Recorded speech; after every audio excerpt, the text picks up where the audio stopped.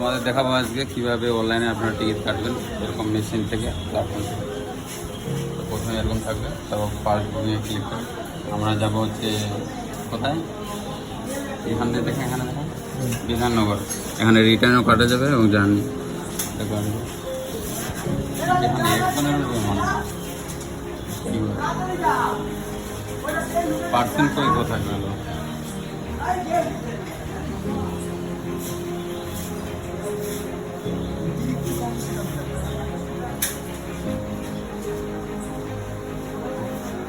percent একজনই করা যাবে মানে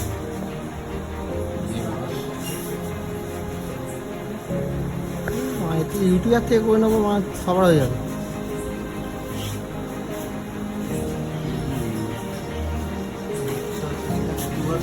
পে করে দিলাম, এবার 3 পার্সেন্ট আমাদের কলকাতা কত সেকেন্ড কিউআরটা